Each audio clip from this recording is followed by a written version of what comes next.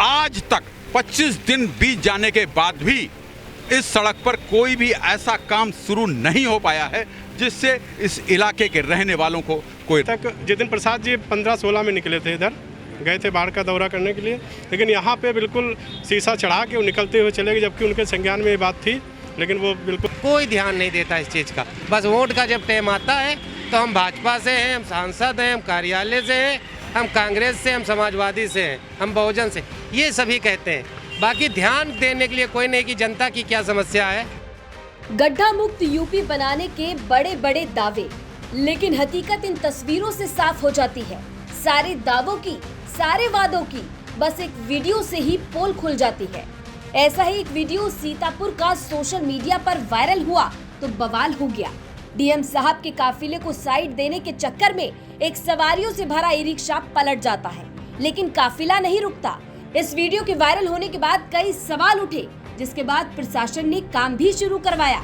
लेकिन इस घटना के 25 दिन बाद अब क्या हालात हैं, ये जानने के लिए यूपी तक की टीम मौके पर पहुंची। यूपी तक एक बार फिर आया है आज उस सड़क के हालात को देखने, जिस सड़क पर एक ऑटो जिले के आला अधिकारियों के सामने पलटा था। हम खड़े हैं जहांगीराबाद में, जो वह स्थान है सीतापुर और बहराइच को जोड़ता है।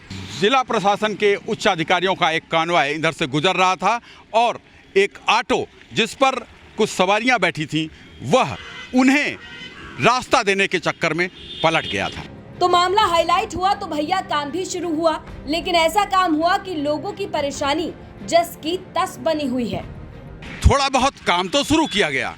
काम इसलिए शुरू हुआ क्योंकि यह खबर पूरे देश में बड़ी प्रमुखता से न सिर्फ यूपी तक ने बल्कि तमाम जगहों पर चलाई गई। बोल्डर्स डलवाने के बाद फिर इस पर थोड़ी सी रॉबिस और चूकर डलवाई गई और उसके बाद आज तक 25 दिन बीत जाने के बाद भी इस सड़क पर कोई भी ऐसा काम शुरू नहीं हो पाया है जिससे इस इलाके के रहने वालों को कोई राहत मिल सके।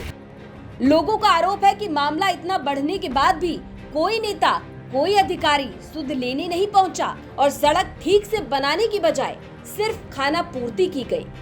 अभी तक जितिन प्रसाद जी 15-16 में निकले थे, इधर गए थे बाढ़ का दौरा करने के लिए, लेकिन यहाँ पे बिल्कुल शीशा चढ़ा के वो निकलते हुए चले गए, जबकि उनके संज्ञान में ये बात थी, लेकिन वो बिल्कुल झांक के तक नहीं देखे उसको। आपको ये भी मालूम है कि ये गड्ढा मुक्त करने का प्रदेश ने एक अभियान चला रखा है।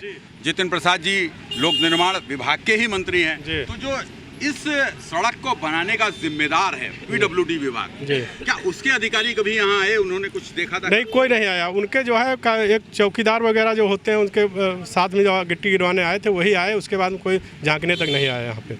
वहाँ से पीडब्ल्यूडी विभाग वालों ने ये लिखा कि 50 से 79 किलोमीटर तक रोड खराब है और 50 से 54 किलोमीटर तक रोड बना 2022 में स्वीकृत करा ली गई है, वो बन जाएगी, आगे की बात में देखी जाएगी। बस यही वाली लिखी है। और जब हमने दोबारा उस पर रिमाइंडर भेजा, हमने बोला कि केवल आप जहांगीराबाद लिखिए, पूरी रोड हटा दीजिए बहराइच की, तो भी उन्होंने उसी को पलट के रिमाइंडर दे दिया। उसी पे वही पहले वाली आख्या पीडब्ल्यूडी वालों ने वापस लगा दी। मतलब हालात वही ढाक के तीन पात। हालात वही है और इतनी अब गर्दा बैठ रही है दुकानों में कि सामान ना तो खाने लायक रह गया है ना बिकने लायक रह गया, ये हाल हो रहा है। मालूम, मैं तो 18 आपने देखा कभी यहाँ की जनता के हालात? जनता के हालात को अवगत कई बार कराया गया, लिखित में भी दिया गया, बीडीओ साहब से भी कहा गया, लेकिन मेरा जो स्तर है मैं बीडीओ तक के सीमित हूँ।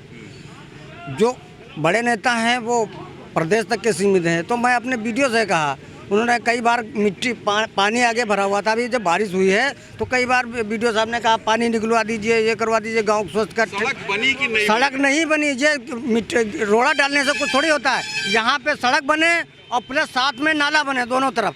जब नाला बन जाएगा तो यहाँ जल भराव नहीं होगा, जल भराव नहीं होगा, रोड खराब नहीं होगी। मेन समस्या है कि दोनों तरफ नाले बन जाए और रोड बन जाए।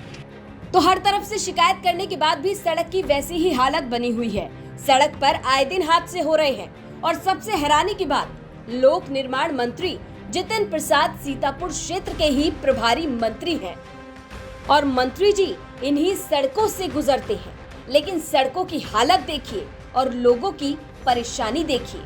ये है कि यह वह इलाका है जिस इलाके के प्रभारी मंत्री, प्रदेश के कद्दावर नेता और लोक निर्माण मंत्री जितिन प्रसाद हैं। प्रभारी मंत्री होने के नाते वो इधर से एक बार बाढ़ इलाके का मुआयना करने भी गए, लेकिन उनकी नज़र इस पर नहीं पड़ी। वहीं यूपी तक की टीम ने जब सड़कों की खराब हालत को लेकर अधिशासी अभियंता कैलाश आर्य से बात करने की कोशिश की तो वो कैमरे के सामने कुछ बोलने के लिए तैयार ही नहीं है। अधिकारी साहब ने कैमरे के सामने आने से साफ इनकार कर दिया। और अब सबसे बड़ा सवाल तो ये बना हुआ है कि आखिरकार इन सवालों के जवाब कौन देगा।